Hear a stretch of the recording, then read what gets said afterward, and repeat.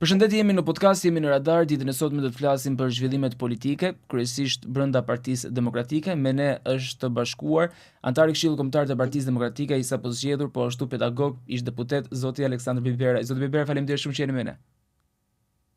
Faleminderit për ftesën, është shumë kënaqësi edhe për mua. Zoti Bibera, ka pasur zgjedhje të brendshme brenda Partisë Demokratike, zgjedhje që prodhoi edhe disa rezultate, nga të cilat dhe ju u zgjodhët antari i Këshillit Kombëtar. Si e cilësoni atë proces? Unë gjykoj që ka qenë një proces normal, natyrisht nuk kam marrë me detaje se jam pjesë e organizimit, që delegat si të gjithë tjerët, kështu që jam votuar, natyrisht i falenderoj të gjithë ata që kanë shprehur vullnetin e tyre nëpërmjet votës për mua, ka qenë një kënaqësi. Atë ditë në kuvend kam marrë shumë mbështetje nga delegatët e shumë rretheve. Natyrisht është një kontribut 36 vjeçar, një eksperiencë dhe një përvojë, dhe kur rikonfirmohesh nëpërmjet votës, mendoj që është një kënaqësi e veçantë. Kështu që gjykoj që procesi ka qenë proces normal, siç duhet të ndodhë në një kuvend të një partie demokratike. Profesor, po ashtu ju u zgjodhët, ne diskutuam që u zgjodhët nga ky proces, por sa i takon zhvillimeve të brendshme brenda Partisë Demokratike, u kontestua shumë zgjedhja e kryetarit, disa e quajtën referendum, disa të tjerë e quajtën rikonfirmim, disa e quajtën zgjedhje. Çfarë ishte? Ishte një vot besim, do thosha, për doktor Berishën, i antarësisë Partisë Demokratike. Tashmë dihet rezultati. Kuptohet do të ishte shumë mirë që të kishim një garë reale, konkrete, po në fundit edhe kandidat nuk mund të shpiker, si thonë fjalës, kështu që ne kemi thënë dhe dim aty që jemi në Partinë Demokratike që të mundësh doktor Berishën në Partinë Demokratike është shumë e vështirë për të mos thënë misionin pamundur. Kështu që jemi në këtë moment që zoti Berisha është i konfirmuar kryetari i Partisë Demokratike, Këshilli Kombëtar është zgjedhur, dhe patjetër pritet zgjedhja e forumeve të tjera drejtuese, kryesia, sekretari i përgjithshëm, sekretariati, pra në një farë mënyrë kupole e Partisë Demokratike. A e ka luksin Partia Demokratike që të përjashtoj personazhet, vetë përjashtoj, siç është dhe termi i fundit, apo duhet përbashkohen të gjithë faktorët për të pasur ndoshta një parti rivalizuese të partisë në pushtet në zgjedhjet e ardhshme lokale, më pas edhe ato për qendrore? Është momenti për të bashkuar të gjithë, për të dalur mbi ato interesat personale. Karriera është gjë pozitive, pa diskutim. Ka thënë Napoleon Bonaparte, nuk është ushtarë që nuk të bëhet general. Karriera nuk ka si gjë të keqe, por edhe karriera ka disa kritere, vjen kohën e vet, pasi ke investuar në një periudhë relativisht e konsiderueshme. Gjithsesi, është momenti për të bashkuar të gjithë, pavarësisht dallimeve dhe diferenca që kemi, se është mëse normale, sidomos tek e djathtën përgjithësi dallimet janë të përhershme në mentalitet, psikologji, filozofi, në ide, pra je brenda të njëjtës shtëpi politike, brenda të njëjtës formacioni politik, por ke ide të ndryshme dhe është normale, kështu ndodh me gjithë partitë e djathta, me Partitë Popullore Europiane në rastin konkret. Zoti Bibera, ju e përmendët paksa pjesën e deputetëve. Ju them që si jeni pjesë e parlamentit, sepse ju jeni një profesor me kontribute, studentët ju duan dhe keni qëndruar shumë pranë studentëve, shumë kontribute brenda Partisë Demokratike. Ju nuk jeni pjesë e parlamentit shqiptar. Shohim që pjesë e parlamentit ka shumë figura që kontestohen, si nga brenda opozitës, po ashtu dhe nga mazhoranca. Juve personalisht ju dhemb? Jo, më dhemb situata e Shqipërisë dhe shqiptarëve, natyrisht më dhemb ai kuvend për hir të së vërtetë, nuk është se kam pasur oferta, sepse kam qenë dhe betemi i sinqert politik dhe idealist, dhe nuk e kam plan të ndryshoj, sepse është nivel i ulët, është nivel ordinar. Kolegë tuaj marrin vazhdimisht, siç komunikojmë bashkë për këtë intervistë, a do vish intervistë me X, Y, Z, nuk i njoh. Futem në Google, nuk je as i thënë tyre. Si mund të bësh debat me një person anonim? Minimalisht është person anonim, mund të jetë me 500 poshtërsira, po them, nuk ka as gjykoj as para gjykoj, por ka rënë niveli poshtë nivel mesatar popullsisë, që nuk kam ndonjë merak. Natyrisht po të kisha pasur ofertë, do ta mendoja, por nuk është se kam synuar ose kam detyrë patjetër për të bërë deputet. Ajo është detyrë nderuar, por e përsëris ka rënë nivelin atë farfesa që ka një punë tjetër, siç e përmendë dhe të falenderoj për opinionin pozitiv që dhat. Është kënaqësi të punosh me brezënëri, me student, me koleg profesor, kështu që një farë mënyrë kam gjetur një prej, një paqe, një qetësi, të cilën nuk është se dëshiroj shumë, sepse politika është adrenalin, politika është mision, dhe nuk ka profesion më të bukur në botë se sa ti shërbesh kombit tënd, qytetarëve të vendit tënd. Gjë që unë e kam bërë për 36 vitesh dhe e bëj me kënaqësi. Unë e kam parë dhe shoh politikën si profesion, si investim afatgjat. E ka thënë Einstein, politika është më e vështirë se matematika plus fizika të marrë së bashku, dhe vërtet. Unë kam qenë deputet i zgjedhur me votë popullore dhe do të dëshiroj që çdo moment të rizgjidhem me votë popullore, jo deputeti i emëruar nga listat e mbyllura të kryetarit. Kështu që unë nuk kam qenë për këtë sistem, kam kundërshtuar ndryshimet kushtetuese të vitit 2008, që zhduken pluralizmi dhe zhduken demokracinë edhe brenda partive dhe me gjërë. Ne sot fatkeqësisht jetojmë në një vend ku nuk ka demokraci, as brenda partive, as jashtë partive, njerëzit vetëm emërohen, kupolat politike janë kupola e pruvet, pa personalitet, nuk ta të përgjithës, se s'du t'i fuz gjithë me i thes, pa personalitet, pa dignitet, pa CV, pa karrierë, pa profesion, pa profesionalizëm, dhe natyrisht ata janë modeli lej fenit, janë ushtarët bindur që vetëm ngrenë kartonin për donin kryetari partisë. Kanë qenë dhe jam kundër kësaj dhe natyrisht aktiviteti im politik që nga, po them, 8 dhjetori deri sot, është bazuar dhe bazohet e vota e lirë, konkurenca. Një në arsyet që unë të paktën jam ngretur në atë dhjetor 90 bashkë me shoqet asaj kohë student me profesorët, pikërisht vite e dita që në Shqipëri kishte konkurrencë. Dhe ne jemi sot 36 vite pas, nuk ka akoma konkurrencë. Nuk e konkurrencë politik, nuk e konkurrencë në ekonomi, nuk e konkurrencë në karrierë, nuk e konkurrencë në media, ndërkohë që konkurrenca është e provuar si leva Arkimedi që çon shoqërinë përpara dhe patjetër kombet e zhvilluara, civilizuara nëpërmjet konkurrencës kanë arritur aty ku janë. Sepse konkurrenca nuk është diçka që, po them figurativisht, bret njerëzit. Jo. Konkurrenca është që ai që është njësh i tjetër atje, ai tjetri, po themi, X, Y, Z, atje të vëtë fundit, po dhe ky që është i fundit, do jetoj, pa tjetër. Do ketë punën e vetë, do ketë mirëqenien e vetë, se ai parish për të drejtuar kombit. Mundet, siç kemi bërë në përgjithësi historikisht, vënë gomerët për të drejtuar Kuajt. Tash gomari dihet se ai aftë është për të drejtuar Kuajt. Kështu që kjo ka bërë historikisht vaki fatkeqësisht, e them me dhimbje këtë gjë, dhe prandaj jemi këtu ku jemi. Profesor, një intelektual si ju a futet në një rreth vicioz teksa shikon që në krye deputet, në krye të institucioneve të ndryshme, janë persona që nuk kanë të njëjtin lloj intelekti si ju dhe shumë si njerëz që janë pranë jush, si pedagog tjerë që ndajnë të njëjta mendime, të njëjta qëndrime. Si ndihet një profesor, një intelektual në këto rrethana? Miku im ka kohë që mendoj këtë gjë, pyetje shumë e bukur dhe falenderoj shumë. Unë kam kuptuar një farë mënyrë se si të atyre viteve, sidomos që kur ka ardhur Edi Rama në pushtet, se si u vendosën diktaturat. Si është vendosur diktatura në Shqipëri, po të rikthehemi historisë, filluan të vriteshin deputetet, kujtoj deputetet që u përshkatuan në Varan Litar në 46-ën, e grupet e ndryshme që ata i qunin reakcionar, diversant i goditën në gjithë Shqipëri, dhe u vendos diktatura, pas vite 60 nuk ka pasur më rezistencë. Në Shqipëri pra është një heshtje e frikshme, sepse njerëzit në momentin që shohin që janë pafuqishëm përballë horrave, përballë banditëve, që i ke gjithandej, që të vendi që banon, që të puna nëpër rrugë, i ke gjithandej janë banditët. Rasti i fundit për shembull i Zvernecit është i tmerrshëm, është i paimagjinueshme. Realisht më ka kujtuar trajtimin njerëzor që i bënin sklevrëve, ndoshta 2-3 shekuj përpara, po e ke parasysh se je djalë i lexuar edhe i din gjërat. Ajo më ka kujtuar dhe të dhëm shpirti. Vendi jot, vitin 2026 në mes të Europës, një vend i bekuar nga Zoti, në pasuri pafund, me një klim të mrekullueshëm, një popull të mrekullueshëm, trajtohen njerëzit në atë farfeje. E kupton se ku jemi dhe njerëzit heshtin. Lavdi Zotit që njerëzit po ngrihen, po flas për këto 3 ditët e fundit që nuk janë protesta politike, s'kan fare lidhje me politikën, janë për të përshëndetur, janë për të marrë pjesë çdo qytetar.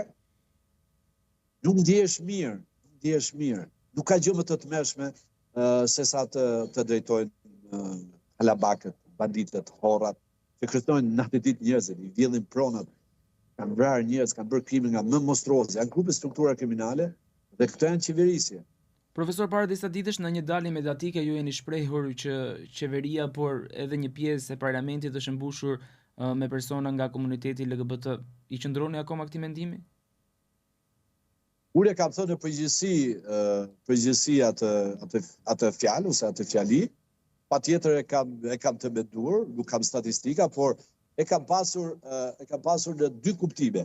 E kam pasur në kuptimin fizik dhe mjekësor, ndoshta nuk jam mjek, jam inxhinier si profesion, dhe nuk do hyj te detajet se është çështje debatueshme, por unë kam mendimet e mia që ato janë një komunitet që fatkeqësisht kanë probleme shtetësore, probleme të karakterit mendor, dhe po të shikosh edhe historinë e trajtimit terapeutik, sidomos Stefan Zweig, Freud i ka trajtuar shumë gjëra gjatë.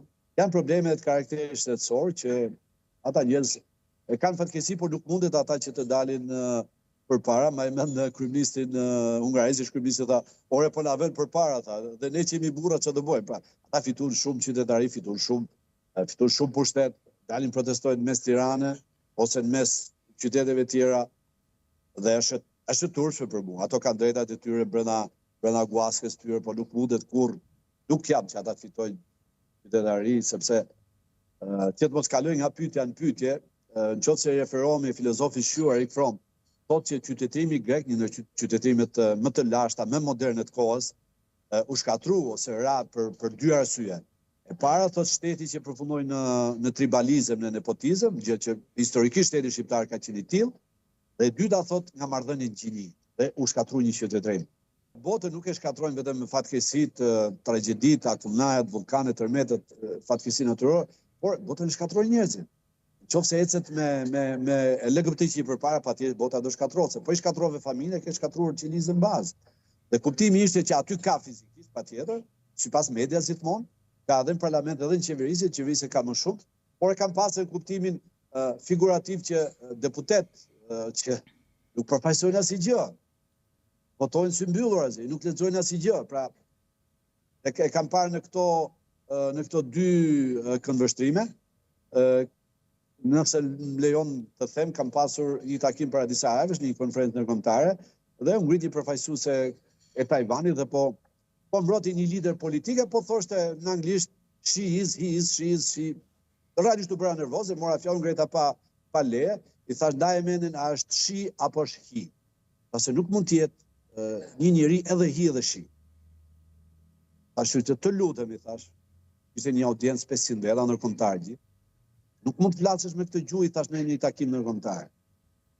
Respekto minimalisht gjinin e një njeriu sipas Zotit që ka krijuar dhe sipas fesë. Nuk mund të vish tu edhe hi edhe shi. Pati duart trokitje nga salla, i thash, edhe i kujtova këtë të Fromit, thash nuk mundet nuk mundet të fitojnë ta njerëz qytetari dhe të vish tu tash të bësh reklam. E mbylli fjalimin dhe iku fare nga konferenca. Unë mendoj që ne duhet të bëjmë një farë rezistencë ndaj këtyre deformimeve, sepse nesër do të jetë tepër vonë. Janë të turshme të gjitha zhvillimet që kanë ndodhur në Shqipëri lidhur me martesat e tyre, ceremonitë e tyre, reklamat e tyre. Gabimin e kemi filluar edhe ne, sepse kemi miratuar një ligj kur ka qenë Partia Demokratike në qeverisje. Unë kam qenë totalisht kundër. Biles kujtojnë atë kohë isha zëvendës presidenti i Asamblesë Parlamentare Shqiptare dhe Europës dhe presidenti i KS politikani portugez Barroso më ka kërkuar që këtë ligj ta sjellë në Shqipëri, kam thënë zotëri, unë nuk e çoj këtë ligj në Shqipëri e para punës, e dyta do të jem gjithë jetën kundër këtij ligji, dhe e treta do ta votoj kundër në parlament. Nuk i kërkon BE-ja këtë ligj. Tu ndëgjon lloj historisht.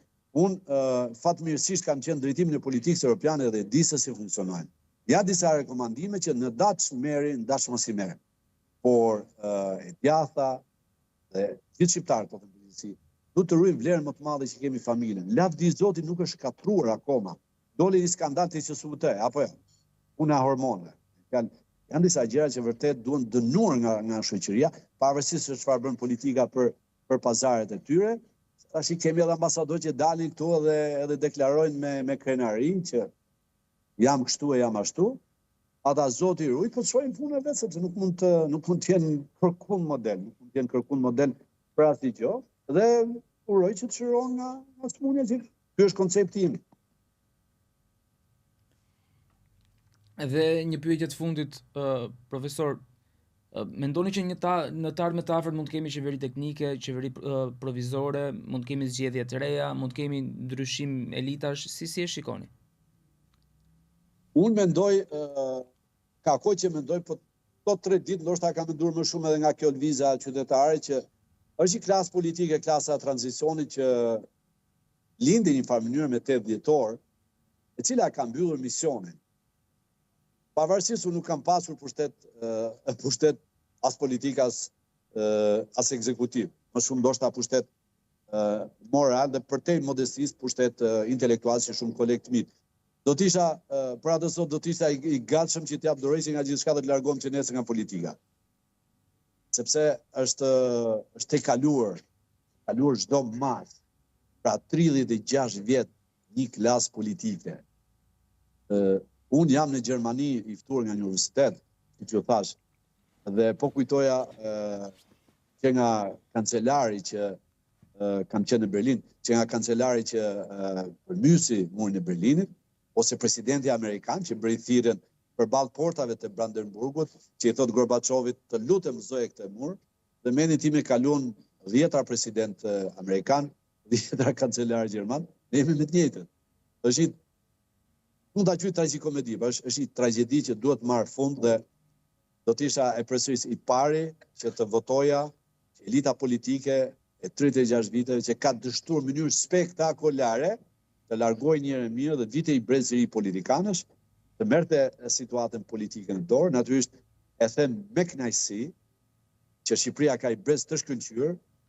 Të pyetëm a bojnë student auditor dhe unë ja përgjigje tepër sinqert sepse diskutohet kjo puna e brezave. Ne ishim, ata ishin, ju si jeni. Por çdo epokë nxjerr brezat e vet sipas kushteve, rrethanave sociale, ekonomike, psikologjike, urbane etj.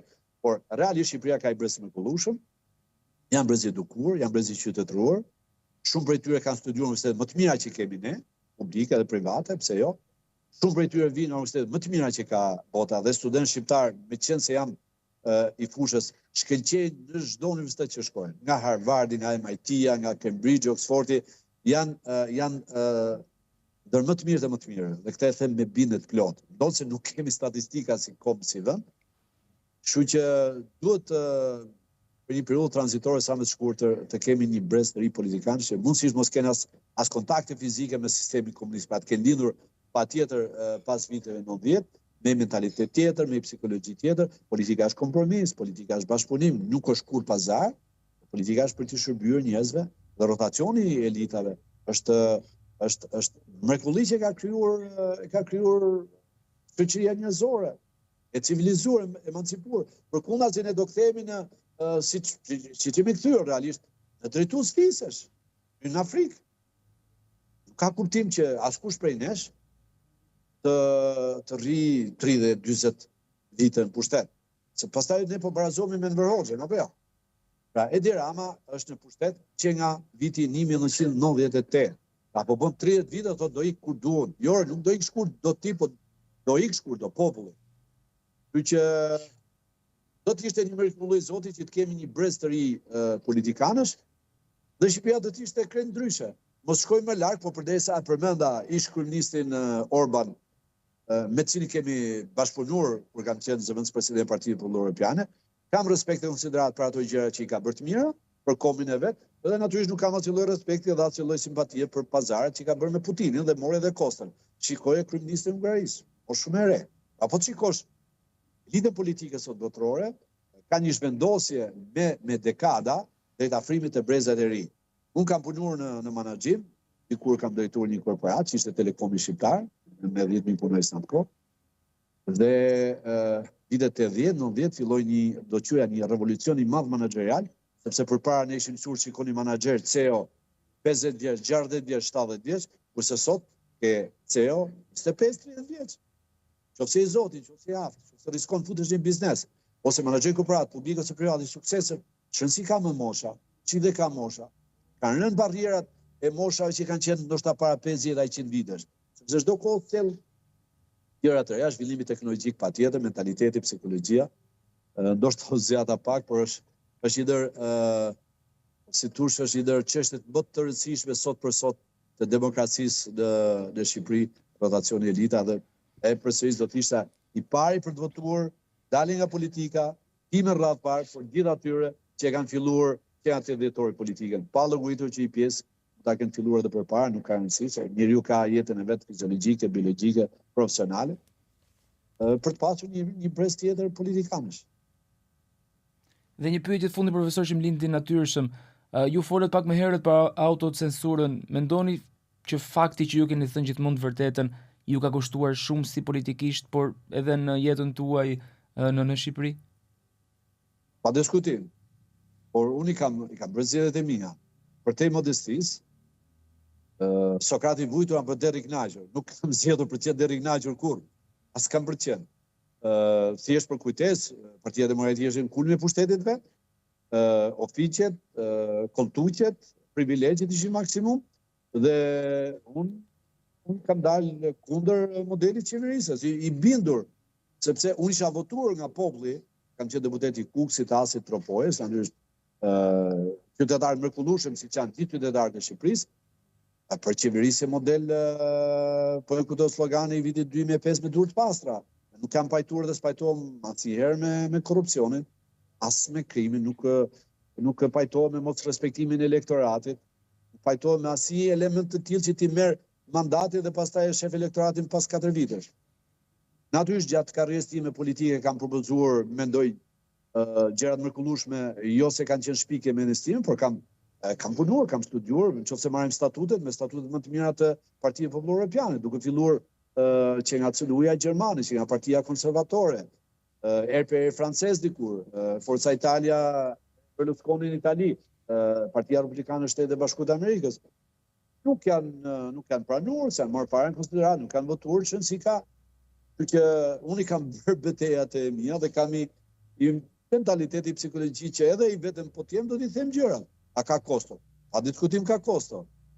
Sepse jo për kujtesë as për nostalgji, se s'kam asnjë lloj keqardhje, asnjë lloj kujtesë, asnjë lloj nostalgjie. Kam pasur 4 mandate në Asamblenë Parlamentare e Shqipërisë të Europës, zëvendës presidenti i Asamblesë Parlamentare, zëvendës presidenti i Partisë Popullore Europiane, kam qenë drejtues i politikës jashtme, kam qenë raporter për Rusinë dhe Ish-Shoqërinë Sovjetike dhe vetëm për arsye të thënies së gjërave, të luftës parimore që kanë bërë, jam përshtuar nga gjitha këto mandate, por nuk kanë me përsëris asnjë lloj as keqardhje, as nostalgji. Unë e kam zgjedhur vetë këtë rrugë me koshencë, me bindje, sepse kam menduar që ky shërbejnë radh parë Shqipërisë dhe shqiptarëve, dhe për te modestisë ato 4 vite që kam qenë në Asamblenë Parlamentare e Shqipërisë të Europës, me një punë të jashtëzakonshme, të cilën e kam të dokumentuar, por nuk ka rënë puna për ta shfaqur, sepse ishte pikërisht koha e shpalljes pavarësisë Kosovës, dhe kujtoj që vini delegacionet serbe, me kryeministra e presidente me 50 veta staf para mrap, unë isha i vetëm në asamble, kam pasur natyrisht njerëz të nderuar, kolegë të nderuar, por nuk kisha asnjë lloj mbështetje nga administrata shqiptare. Gjithsesi kjo është histori tjetër. Kështu kam qenë dhe kështu do të vazhdoj. Patjetër që karrierën time më ka ndihmuar gjithmonë fakti që unë nevojat ekonomike, interesat ekonomike mia dhe familjes i kam realizuar me punë, kam punuar inxhinier, punuar menaxher, punuar profesor, bëj çdo lloj pune që është e pastër. Amerikanë thonë që çdo punë që ti si fut dorën në xhep tjetër është e pastër, kështu nuk kam asnjë lloj kompleksi ndaj punës, po të kisha nevojë më bëja lloj punë, çdo lloj pune, edhe sikur mos kisha po themi këtë CV që kam. Dhe ndjehem mirë, realisht ndjehem mirë, absolutisht. Profesor, shumë faleminderit për këtë intervistë, shumë faleminderit që ishim me ne. Gjykoj që kjo është pjesë e karrierës së çdo politikan që don t'i jap kombit vet, dhe jo t'i marrë, dhe po them të fundit, rilindat si shqiptar shkrijnë gjithçka për Shqipërinë dhe shqiptarët. Pronat, pasuritë, gjithë lobigjet ndërkombëtare që kishim në atë kohë dhe jetën e dhanë. Kurse sot kemi një klasë politike që shkrijnë gjithçka që ka të bëjë me kombin, me popullin, pasuritë, pronat, pikërisht për interesat veta. thonë se çfarë ndryshimi ka ndodhur në arkun fort të 100 viteve. Faleminderit, ishte kënaqësi. Faleminderit ju profesor për këtë intervistë. Ky podcast vjen për ju me mbështetjen e X1, Philip Lane Residence dhe 1001 Solutions.